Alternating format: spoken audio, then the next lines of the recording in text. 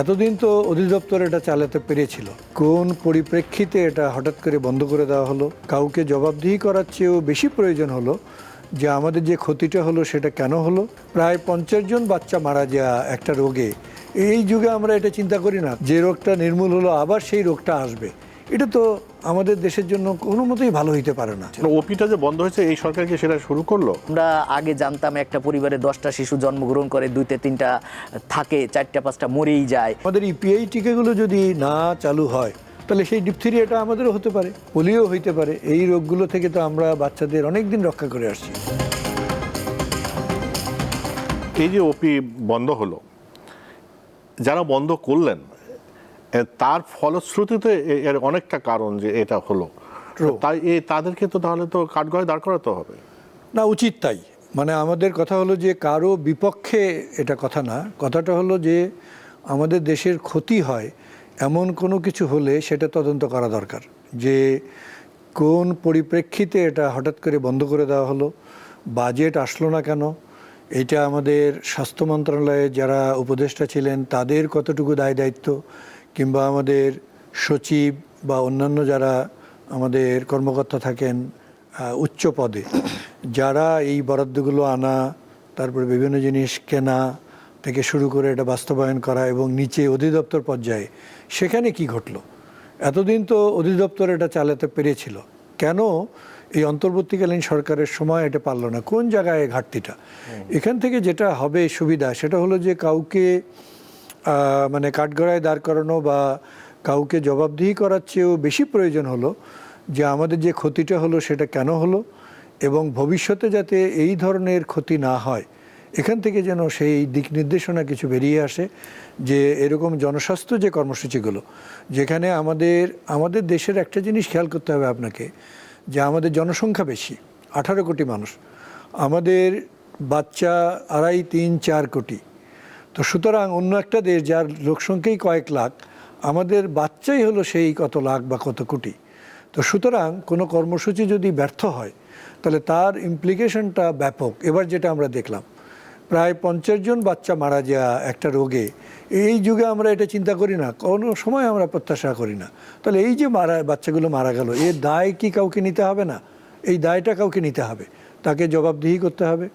এবং পাশাপাশি আমাদের এই লুফলগুলো, আমাদের যে এই ঘাটতির জায়গাগুলো, এগুলো আমরা কিভাবে ওভারকাম করতে পারি এবং ভবিষ্যতে যেন, কেননা আরও কিছু রোগ আছে, যেরকম ধরেন জলাতঙ্ক, এটা বেড়ে যাচ্ছে, যেরকম যক্ষ্মা, কুষ্ঠ, কালাজ্বর, ম্যালেরিয়া, এরকম অনেকগুলো, ডেঙ্গু, অনেকগুলো রোগ আছে যেগুলো আমাদের অপারেশন প্ল্যানের আন্ডারে যে আমরা কর্মসূচি নিচ্ছিলাম তাতে যেমন 2টো রোগ নির্মূল অর্জন করেছে, কালাজ্বর এবং ফ্যালেরিয়াসিস, অনেকগুলো রোগ নিয়ন্ত্রণে আছে। সেইটা আমাদের আবার নিয়ন্ত্রণহীন হবে, যে রোগটা নির্মূল হলো আবার সেই রোগটা আসবে। এটা তো আমাদের দেশের জন্য কোনো মতেই ভালো হইতে পারে না, এটা আমাদের দেশের জন্য খুবই আশঙ্কার। এবং সামনে এই রোগগুলো কিন্তু আবার আসার, এখন হাম আসলো, একসময় আমরা জলাতঙ্ক দেখব, একসময় ম্যালেরিয়া দেখব, কালাজ্বর দেখব। এবং আরেকটা কথা আপনাকে বলি, তত্ত্বাবধায়ক সরকারের সময় থেকে, অন্তর্বর্তীকালীন সরকারের সময় থেকে যেটা থেমে গেছে, সেই থেমে যাওয়াটা কিন্তু এখনও আছে, এখনও কিন্তু এটা গতিবেগ আসেনি, এখনও চিন্তাভাবনা চলছে, প্রজেক্ট করার চিন্তাভাবনা চলছে, প্রজেক্ট ডিরেক্টর ঠিক করার চিন্তাভাবনা চলছে, কিন্তু বাস্তবে এখনও সেই আগের গতিবেগ, এটা ফিরে পেতে আমার মনে হয় 1-1.5 বছর আগে সেটা সম্ভব হবে না, আগে যে গতিবেগে আমাদের কাজগুলো চলছে। ওপিটা যে বন্ধ হয়েছে, এই সরকার কি সেটা শুরু করলো? না, এই সরকার মানে এই যে এখন যে ক্যাম্পেইন, এটা তো ওপির ক্যাম্পেইন না, এটা তো বিশেষ বরাদ্দ বা বিশেষ বরাদ্দ দিয়ে করবে। ওপি শুরু করেনি বা করবেও না মনে হয়। আর বিকল্পটাও এখন পর্যন্ত ঠিক হচ্ছে না, একটা প্রজেক্ট নিয়ে অনেক দিন চলছে, সেটার কোনো অগ্রগতি হচ্ছে না, সেটা এখনও চলমান হয়নি, সেটা এখন অনেক দেরি। তাহলে যে আপনি যেগুলো বলছিলেন রবি বিশ্বাস, যে স্যার যেগুলো বলছিলেন যে এখন যদি অন্য যে মানে এখন তো এরপরে ধরেন যে কালাজ্বর বা বিভিন্ন যে রোগের কথা শুনি, ম্যালেরিয়া বা যেগুলো আমরা নিয়ন্ত্রণে বা প্রায় নির্মূল, এখন যদি ওপি চালু না হয়, বিকল্প যদি শুরু না হয়, আপনি বিশেষজ্ঞ হিসেবে কি পরামর্শ দিবেন?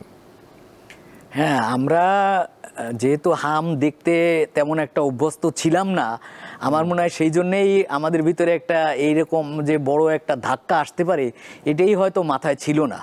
কিন্তু কর্তা ব্যক্তিদের তো এটা থাকা উচিত, যেটা এখন উনি বলছেন এটাও কিন্তু এখন থাকা দরকার, যে আমাদের যে করগুলো নিয়ন্ত্রণে আছে সেগুলাও যদি আমরা আবার নিয়ন্ত্রণ হারিয়ে ফেলি। কারণ আসলে যেভাবেই হোক, আমরা যখন ইয়াং ছিলাম তখন শিশু মৃত্যুর হার অনেক ছিল। আমরা আগে জানতাম একটা পরিবারে 10টা শিশু জন্মগ্রহণ করে, 2টা 3টা থাকে, 4টা 5টা মরেই যায়। কিন্তু একটা পর্যায়ে আমাদের কিন্তু এখন প্রতিটা পরিবারে 1টা 2টা সন্তানই থাকে, সেই 2টা সন্তান 1টা সন্তান নিয়ে।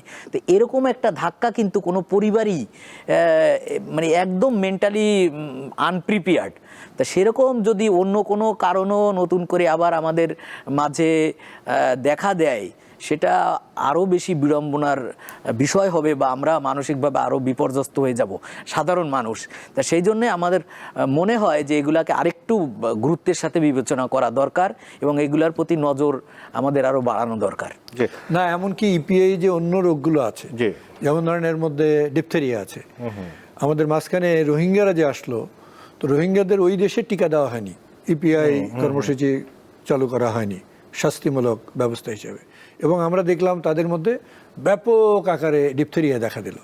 তাহলে আমাদের ইপিআই টিকাগুলো যদি না চালু হয়, তাহলে সেই ডিপথেরিয়াটা আমাদেরও হতে পারে। ওদের যেরকম হয়েছে টিকা না দেওয়ার ফলে, আমাদেরও টিকা যদি স্বাভাবিক না হয় তাহলে ডিপথেরিয়া হইতে পারে, পোলিও হইতে পারে। এই রোগগুলো থেকে তো আমরা বাচ্চাদের অনেক দিন রক্ষা করে আসছি গত 40-50 বছর। সেই রোগগুলো আবার হবে, এটা তো হতে পারে না। তো সুতরাং আমার মনে হয় যে বর্তমান সরকার, অন্তর্বর্তীকালীন সরকার তো একটা ভুল করে গিয়েছে। বর্তমান সরকারের উচিত যে অনতিবিলম্বে এই টিকা কার্যক্রম যেন স্বাভাবিকভাবে চলে, তার জন্য যেভাবে বরাদ্দ হোক, যে কর্মসূচি নেওয়া হোক, সেটা যেন নেওয়া হয়।